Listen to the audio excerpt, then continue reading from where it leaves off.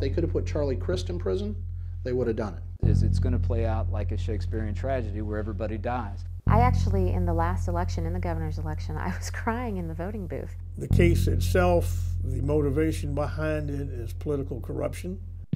These people are talking about a series of events that involves or touches Senator Marco Rubio, former Governor Charlie Crist, former Senator George Lemieux, former Attorney General Bill McCollum, President of the Florida Senate Mike Herodopoulos, Speaker of the House Dean Cannon, and State Senator John Thrasher, who at one time was the head of the Republican Party of Florida, which insiders call the RPOF.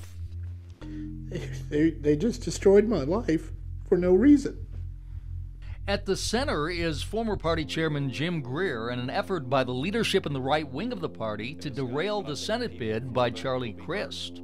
They never supported the governor, looked for any opportunity to turn on the governor, and ultimately I was, as many people have said, the last man standing between the governor and the party. The erosion of the governor's popularity was great news for the right wing because it wanted Marco Rubio to be the Senate candidate. We've got Marco Rubio challenging Governor Crist for the Senate primary, open primary. He will win. He will win. Absolutely. Yeah. Absolutely he'll win. Going away. Against the popular governor of Florida, the state of Florida.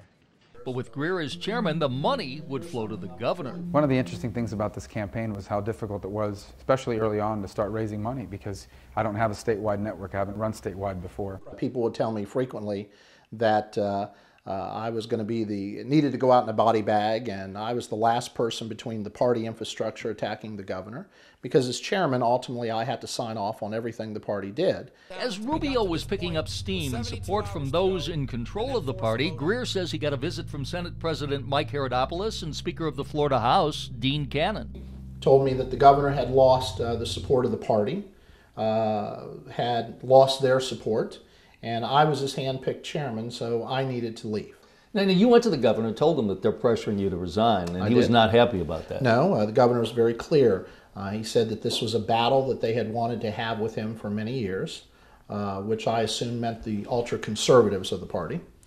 And he reminded me that if I left the party, that people would make false accusations.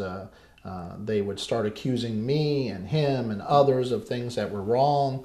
But most importantly, he felt that we should not turn the party over to this group of individuals.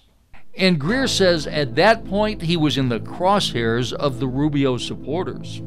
The party elders were focused on two things. One, getting me out as chairman and installing their own chairman, and two, defeating Charlie Crist. That was the function of the party at that time. But Greer says he realized he had to resign or he'd be voted out when the party was having its January 2010 meeting. I remember one conversation where they told me that they would say or do anything they had to get me to resign. And I remember my response was something about the truth, and the comment back was, "The truth be damned."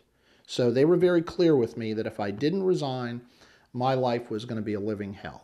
But at the same time that Greer says he was being pressured by the right wing of the party to resign, and he was coming to an agreement, the state Republican Party was under intense scrutiny and pressure from the amount of money it was spending and putting on American Express charge cards. And Greer, who was part of that spending, says he was concerned that he would be blamed for it all. So he went to his attorney, Damon Chase, and asked somehow to be protected. If you spend $5,000 on a skybox to wine and dine a potential contributor, that sounds like a lot of money. It sounds like it's extravagant. But when 2 days later, when that contributor gives you $25,000, that's a good return on investment. So he was spending a lot of money, but he was bringing a lot of money in. Greer wasn't the only one racking up big charges on the Republican Party credit cards, from Speaker Dean Cannon buying suits, having $2,000 steak dinners, to Marco Rubio charging more than $4,000 of flooring at his home on GOP credit cards. There are some things Rubio can afford to buy, but for everything else, there's the Republican Party credit card. The most important thing that I think that has to be understood is the entitlement that exists, that I was a part of. That was a failure on my part. But this group of individuals believes we raise the money. We spend it as we want. And nobody, including the chairman of the party or a donor, better ever tell us not to spend it the way we want. It was the way the party operated, and Greer says representatives from the Senate and House came to him shortly after he was elected party leader and explained how the fundraising and credit cards were used by the party. We eat what we kill, Chairman, and I had to have that explained to me, and what that meant is if we bring $1 million into the party here and park it over here under the House and Senate campaigns, if we want to have baseball games, limousines, five-star hotels, don't you or anyone else ever tell us that we can't. Now, as Greer was being pressured to resign, not only was he concerned about the party coming after him for the money he spent, the party was concerned as well. Federal investigators have launched several probes into spending and tax records within the Florida Republican Party, including the finances of Senate candidate Marco Rubio. And Greer says he told the Republican Party leaders he was willing to make it ugly if they wanted to. But if you all want to burn the house down and destroy the party, then we'll do it, because I'm not leaving without something. You knew where all the bodies were. Well, that's right. They were as concerned as I was that I was going to sue them for forcing me to leave the chairmanship. And they came up with a deal to protect Greer and the party. This severance agreement contained a clause that said that all of the expenditures during the Chairman Greer's term were necessary, proper, ratified, and authorized by the Republican Party of Florida. In that clause, it specifically said all of the expenditures, including fundraising fees, derived or paid to Victory Strategies.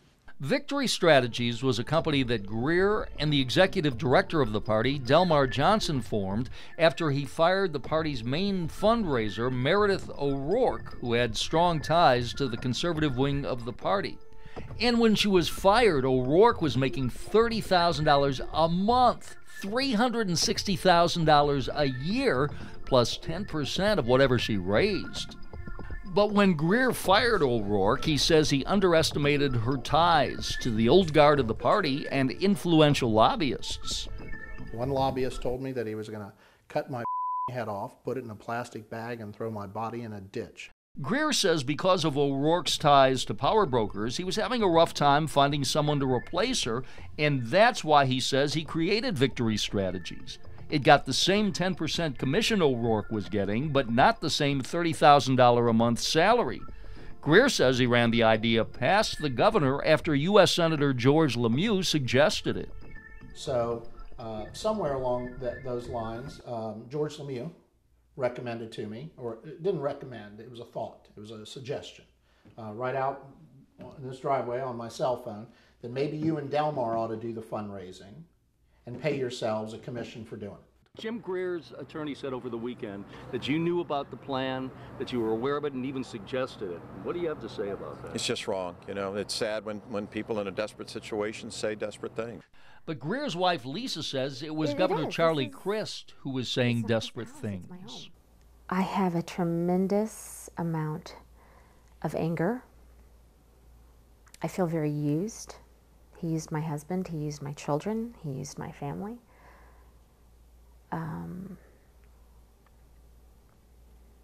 And a lot of that stems from the fact that he broke my heart.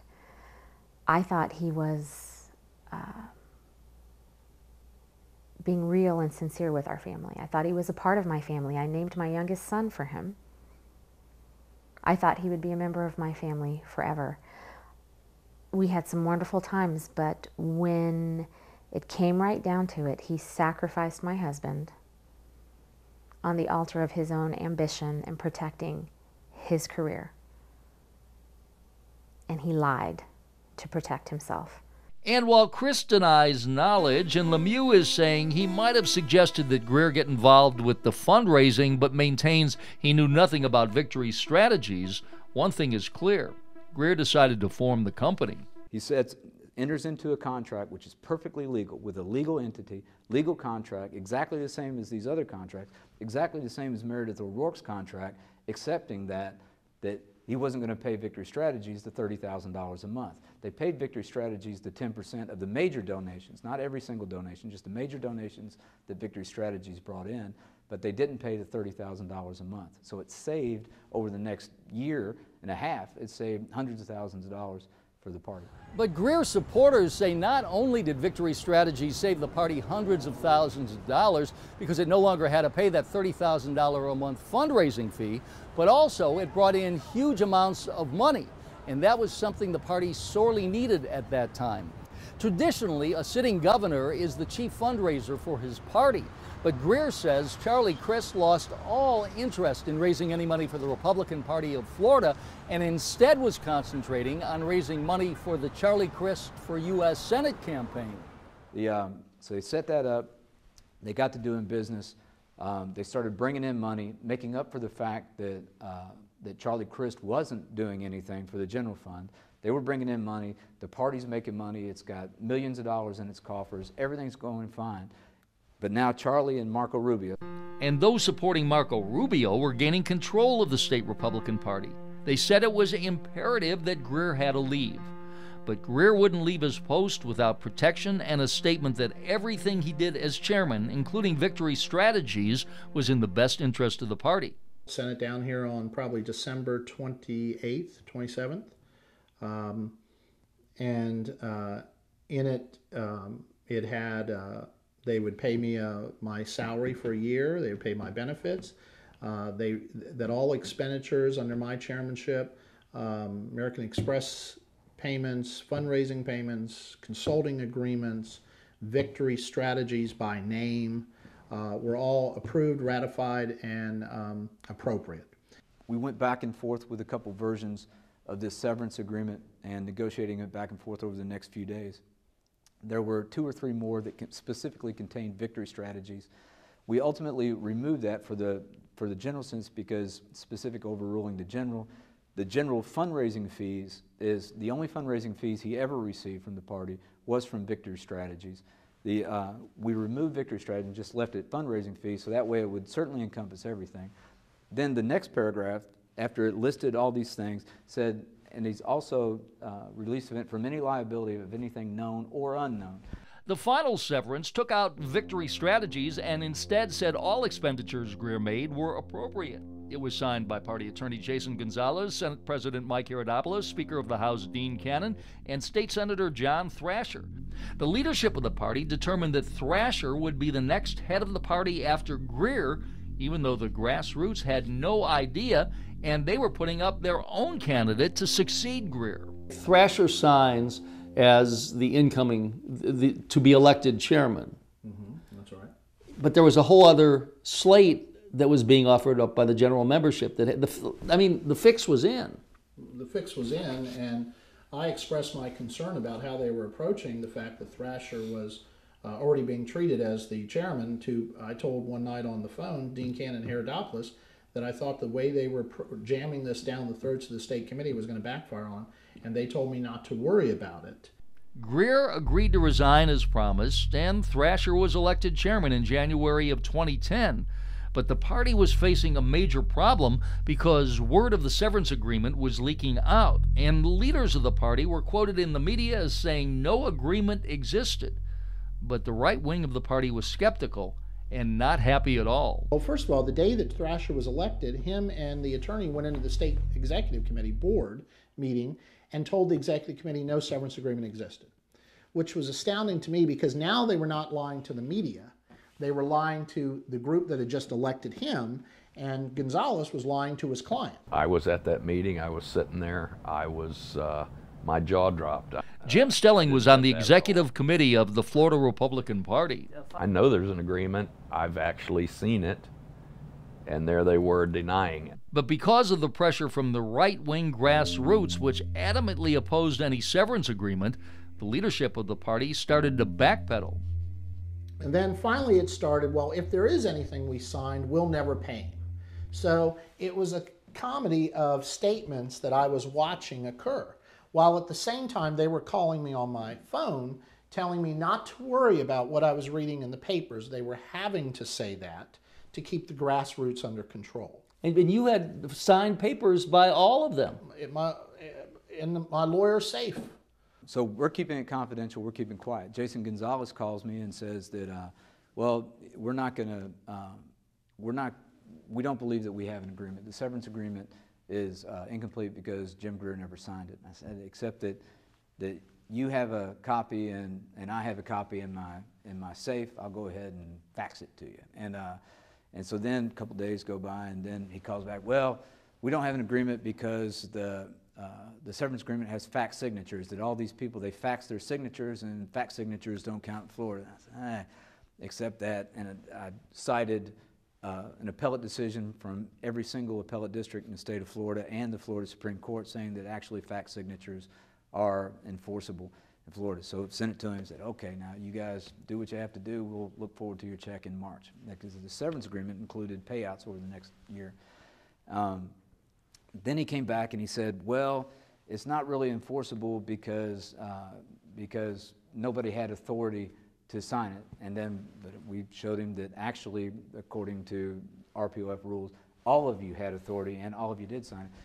Greer's wife, Lisa, who grew up in Republican politics and tried to talk him out of resigning, says all the denials of an agreement being signed shook her faith in the leaders of the party. I couldn't believe it. I'd seen the paperwork. I'd heard the conversations when Jim was on the phone. I couldn't believe that they would just blatantly lie. I mean, this is the leadership of our state. This is the leadership of our state. These are the people that, as leaders of the Republican Party, kind of stand up and wave the flag of moral values, and you know, Republicans are the party of family, and they're destroying my family. They're literally stepping over my family to protect themselves. And lying. And lying blatantly. As politics. And since when do politicians feel compelled to tell the truth, it seems, about anything? Attorney Cheney Mason is also on Greer's legal team, and he says the party was refusing to pay Greer because the leaders were lying and saying they didn't know about victory strategies. They got Greer to resign and made an agreement with him, severance agreement, promised to pay him a severance package to leave the party, entered into the negotiations, entered into the contract, and then promptly defaulted and failed on the first payment. It seems, from what I've been able to gather, that this is a conspiracy that involves the Speaker of the House, the President of the Senate, the incoming Chairman of the Republican Party, perhaps the Attorney General, the Chief Counsel of the Republican Party. All of those except for the Attorney General have signed the agreement that they then have said they repudiated for one reason or another, including first by saying they didn't know anything about it, didn't understand it, didn't sign it. If they did sign it, they didn't comprehend it. You know, that's pretty interesting. But all Greer was interested in was getting his money. And the leaders of the party came up with a new plan, telling Damon Chase, we want to pay Jim Greer. We owe him the money. But we can't take it from the party funds because an audit would show where it came from, and they'd show a check going from RPOF to Jim Greer. People would go nuts. These people, these grassroots people, they'll go nuts, and we don't want to deal with that. And it would prove the Speaker and the President of the Senate and the Republican Party Chairman Thrasher are all bald-faced liars. Well, I hate to call them liars, but they are poor historians. So it would show certainly a negative light on some of their previous comments. But some might call the party leaders outright liars for saying no severance agreement existed. Listen to Senate President Mike Herodopoulos as he's interviewed on the Senate floor in April by Miami Herald reporter Mark Caputo. Herodopoulos is trying to backpedal on a February interview where he said he didn't know anything about the severance agreement. Suggesting to me that you'd never signed a severance agreement or any sort of go-away Jim agreement with Jim Greer before. Now, obviously, you did. It seemed like that wasn't true. No, what we exactly said, we signed nothing that would obligate the party. And that's actually exactly because if you look at the last line of the contract, we do not have power. All we're trying to do is try to influence it. We don't have any power over that. And that's exactly the question you asked me. But Herodopoulos is wrong. That's not the question Caputo asked.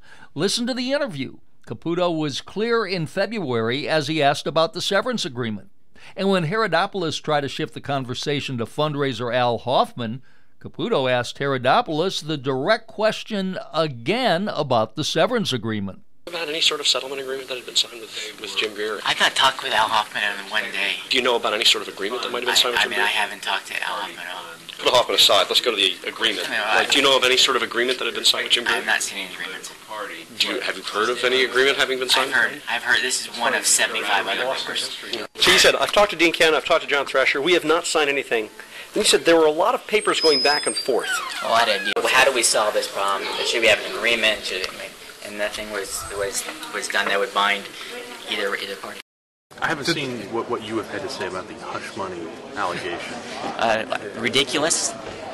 Absolutely false. There were no proxy 100% false. I've seen the names that were associated. That is 100% false. While Herodopoulos was saying the notion of hush money was ridiculous, he and the Speaker of the House, Dean Cannon, sent their top aides, Pat Boehner and Mark Rickeldorfer, to Greer's friend Stelling to close the deal. All I ever heard was that from Boehner and Rickeldorfer was that they wanted to do the right thing. They wanted to get Jim compensated, and you know, we were working towards that end. Greer was supposed to get his first payment on March 1st, 2010, and the leadership of the party was worried he'd blow the whistle if he didn't get it then. But the money didn't come. Then they defaulted. Then March 1st came, there was no money came, nobody showed up, but it's coming. They kept calling me and telling, it's coming, please don't do anything, you're going to get your money, we're just trying to find a way to get it to you. The problem was the Republican Party couldn't find a donor to give Greer the severance package, and the leadership didn't want to show the payment on the books of the Republican Party. We contact them and say, you know, what happened to the money? And then all of a sudden it's, well, listen, we're not going to pay because right now Jim Greer's, we're going to have him arrested because he never told us about Victory Strategy, except that we did tell you about Victory. Well, no, this is fraud in the inducement. This is you guys, he lied to us and about Victory Strategies, and therefore it's fraud in the inducement and the contract's unenforceable and he's got to go to jail. And so then we showed where, no, we didn't lie to you. You actually knew about it. Here's where you drafted it, Jason. In addition to the party drafting the initial severance agreement acknowledging Victory Strategies, remember, Greer went to one of the largest law firms in the state to make sure what he was doing was legal. And one other thing, at the time, the Speaker of the House was a partner in that law firm. Gray Robinson was very involved in being a major donor to the party. Dean Cannon was associated with Gray Robinson. Not only did the law firm of Gray Robinson say what Greer was doing was legal, but also Attorney General Bill McCollum, when asked about Victory Strategies in February of 2010, said it was on the face of it a perfectly legitimate contract. He went on to say, was it outrageous? Absolutely. Was it something that should never have been entered into? Yes. But then McCollum changed his mind. And by January or February, when he left office, we discovered in an audit that was sent, that I was advised about, things that indicated there might actually be criminal behavior. I referred it to the Florida Department of Law Enforcement. Damon Chase says McCollum only started going after Greer when the Republican Party of Florida started to pressure McCollum, who at the time was the presumptive gubernatorial nominee. You had Bill McCollum, who was also gearing up for his run at governor. He needed RPOF's support. He wanted and had to have RPOF support. RPOF wanted Jim Greer's head on a stick. While McCollum says he wasn't behind the statewide prosecutor who's charged with looking into public corruption's decision to impanel a grand jury, Lisa Greer doesn't believe it. I'm very angry. A lot of that is motivated from fear. I mean, some of these people were my idols. I grew up in the Republican Party. I thought Bill McCollum was a hero. He's not. I believe he orchestrated this, and that he would want to be governor so badly with no regard for what it would do to our family's future. He did very well in the press coming across as a Boy Scout, but he's not an honest man. He's not an honorable man. He would do anything he had to do to placate the people that wanted to take my husband out. James A. Greer has been charged with 6 felony counts. The grand jury indicted Greer, but both of Greer's attorneys say the statewide prosecutor withheld key evidence from the grand jury, which they say would have cleared Greer.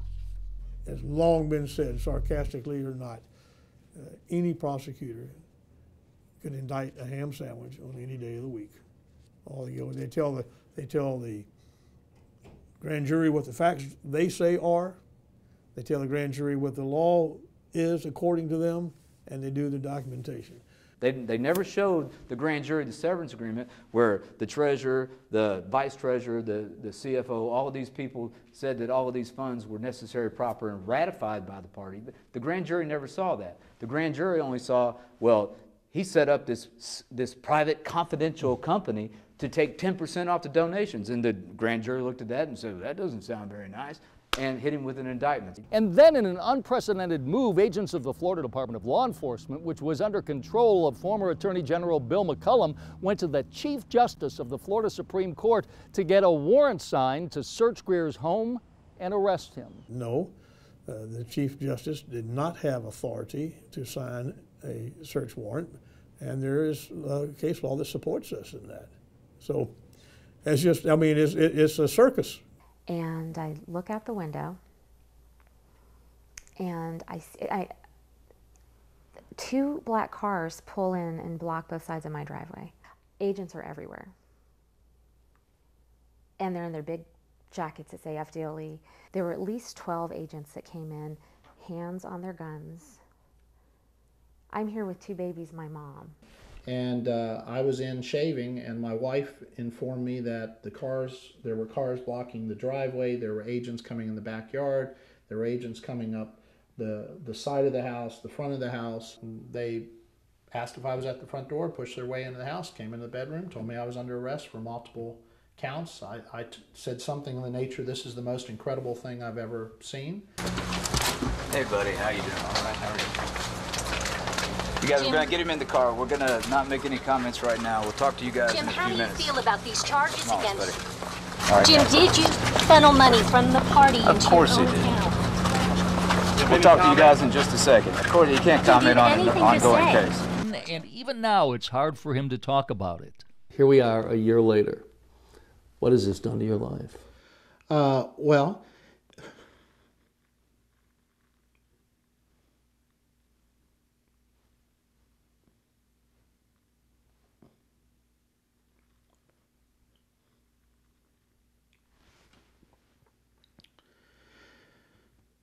I can't get a job. I have no money left to take care of my family because I've had to give it all to my attorneys. Damon Chase says he believes the public arrest by the FDLE was intended to embarrass Greer and take the heat off the Republican Party. This is Jim Greer. He's never been in any trouble at all. He's never done anything wrong. He's not a violent person. He doesn't walk around with an AK-47. He's a family man who lives in a house with his 4 children. They go over there. They didn't send a deputy over to say, knock on the door and say, Mr. Greer, you got to come with me. They didn't pull him over in his car and say, you know, I'm sorry, I have a warrant for your arrest. They didn't do what they would do for anybody else who's lawyered up, is contact a lawyer and say, listen, we have a warrant. We need to arrange for Mr. Greer to turn himself in. But that doesn't create the buzz. You know, you can make a request to lawyers to try to do things right, and then the media is not involved. Show up with cameras in hand and trucks and video into a neighborhood, and cause a great concern about that. That's what sells news entertainment. Meantime, Greer, who admits he was arrogant at times and too closely aligned with Charlie Crist, says he underestimated how powerful the old guard in the party was. And I can't believe these people that I thought were my friends and that I tried to do good for the Republican Party would do this to me. But one thing I've learned is, there's a lot at stake with a U.S. Senate seat or a governor's race. And there is nothing that people will, there's no limitation on what some people will do to get to those offices. And now Greer, who once had known the heights of power and was mentioned as a possible chairman of the National Republican Party, has had his life destroyed. They didn't have to do this to me. They didn't have to do this to me. I gave them everything they ever wanted, and I did everything they ever asked me to do. But they didn't have to do this to me. And I don't know why they did it to me. I'll never understand. I mean, I do understand, but I just never understand. Politics isn't supposed to be this bad, this vicious. But clearly, in Jim Greer's case, it is that vicious. And he believes as people find out the truth, it will have a vicious end to the political careers of some of the most powerful politicians in the state of Florida.